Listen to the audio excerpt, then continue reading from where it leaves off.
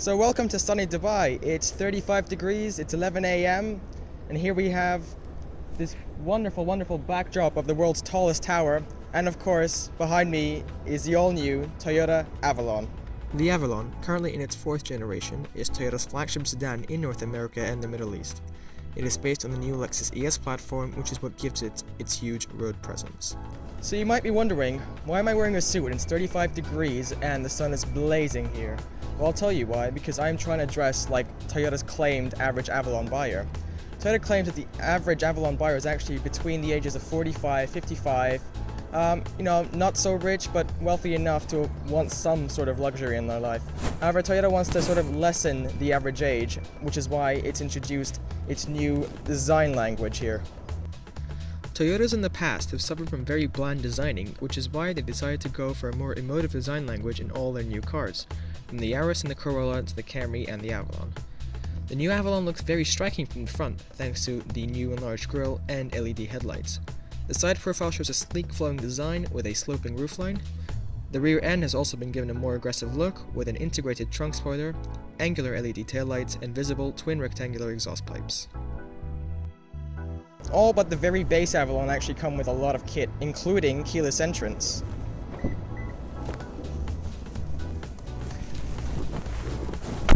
So actually sitting in the Avalon, well, I'll tell you it's a big difference from the Citroen C1 I just reviewed. You are surrounded by tech, you're surrounded by what seems like leather, but I'm not sure this is actually leather. I don't think this is actually wood, but it looks nice, that's for sure. These seats are extremely comfortable. This car is designed for comfort driving, obviously. It's a Toyota. Like the Corolla, it's very soft and everything feels expensive and like it's gonna last forever. Now, getting comfy in the car, the seat can be adjusted. I think this is a 12 seat. This is a 12-way adjustment. The steering wheel can be adjusted for height and for reach as well. And there is a nice start button. So when you're ready, just press the button. And the car, well, I wouldn't say roars to life, but it starts up. So getting into the back seat here, the first thing you're welcomed by is this abundance of legroom. I mean, you can stretch your legs out here and enjoy long, continuous journeys without even having to stretch your legs because they are already stretched out. Headroom here is, well, it's decent. I'm only 5'6.5", so really, like I said, I'm gonna fit in anything. This car is fitted with the optional sunroof and does eat into headroom slightly, but then there's a little flat area here, so tall people wouldn't find it too much of a struggle. Now the middle seat, there isn't much of a tunnel because this car is actually front-wheel drive, therefore there isn't much of a drive tunnel going back to the wheels, meaning that people sitting in the middle seat wouldn't suffer as much in other cars. Now over here, you can fold this central area down. You have a nice padded armrest and 2 cup holders, also handy for long journeys. Right, so trunk space in the Avalon, it's actually pretty comfy in here. If you are a Mafia member, you wouldn't find this a struggle to have bodies in, which is a great thing. Now seriously speaking though, you can fit plenty of luggage in here for your long road trips. This being an American car, you do have this emergency latch, so if you do get stuck in the back, which, well, I just did, you can release yourself and you will be free. The infotainment system is great, except every time you press a button, it beeps, which can get very annoying with the time. And now, the interior storage.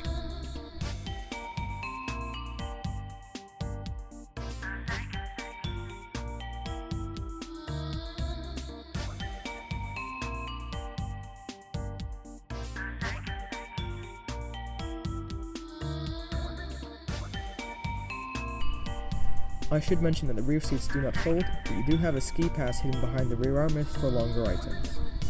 So your only engine option in the Golf was a 3.5 V6 making 270 horsepower and around 245 pound-feet of torque.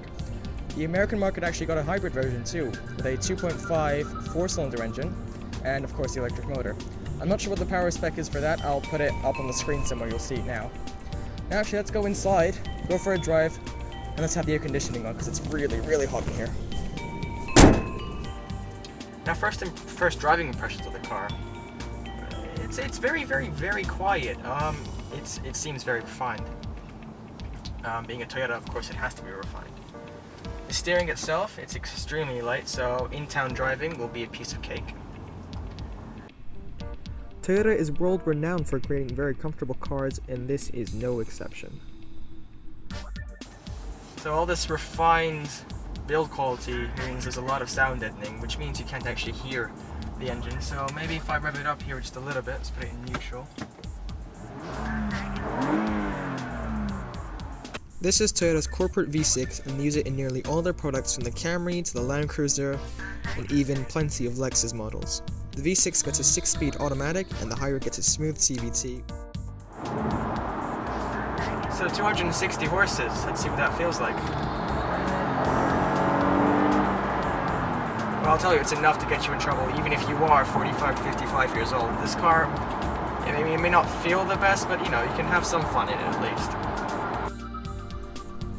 It may be fast in a straight line, but its front-wheel drive layout and its softly tuned suspension make it handle like a yacht on fast, curvy roads. So city driving, stop-and-go traffic, it's very comfortable. The seats, they hold you in place very, very nicely. And I could see myself driving this car for hours and hours and hours. You don't feel the speed. It's actually doing nearly twice the speed limit without even realizing it just a few seconds ago, so it's a good thing we didn't actually film that. The steering actually weights up the faster you go, which is nice. You want to have the feeling of control when you're going faster.